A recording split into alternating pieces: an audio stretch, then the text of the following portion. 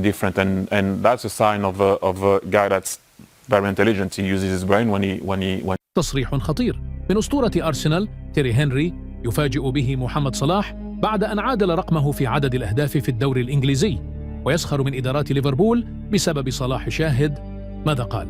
ولكن قبل أن نبدأ، لو أنت محب لمحمد صلاح فيرجع الإعجاب بهذا الفيديو، ولا تنسى أن تعطر فمك بذكر الله والصلاة والسلام على رسولنا الكريم.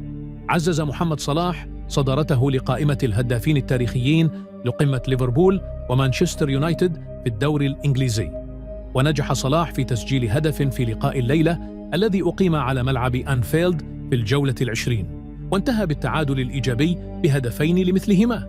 ويعتبر اليونايتد هو ضحية صلاح المفضلة في البريمير ليج، حيث سجل النجم المصري في شباكهم 13 هدفاً حتى الآن. وبهذا الهدف عادل صلاح السجل التهديفي للفرنسي تييري هنري أسطورة أرسنال في البريمير ليج بحسب شبكة سكواكا للإحصائيات.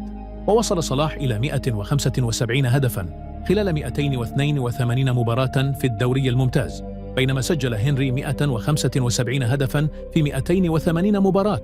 فيما صرح تيري هنري وأدلى بتصريحات لقناة سكاي سبورت، وقال أن كنت أعلم أن صلاح سيعادل رقمي في هذه المباراة، لأن مانشستر يونايتد هو الفريسة المفضلة لمحمد صلاح، وأعتقد أنه سيكسر رقمي في المباراة القادمة.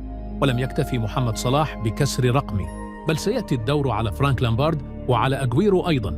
فمحمد صلاح يعيش أجمل فتراته مع ليفربول، ووصل لمرحلة الكمال الكروي، وأعتقد أنه يستحق الكرة الذهبية لهذا العام إذا حقق الدوري الإنجليزي مع ليفربول، وهذا متوقع بشكل كبير. وقال هنري: أود أن أعرف التفاصيل الدقيقة أولاً، وكيف لم يحصل صلاح على عرض جديد، أو ما الذي يعيق هذا الأمر. واستفاض موجهاً أسئلة عدة إلى إدارة ليفربول: كيف يمكن تعويض لاعب يسجل 30 أو 40 هدفاً في الموسم الواحد؟ فهو هداف الدوري الإنجليزي ب18 هدفاً، وأحسن صانع للأهداف ب13 أسيست. فمن الغباء الكروي أن لحتى هذه اللحظة لم يتم التجديد لصلاح أفضل لاعب في العالم.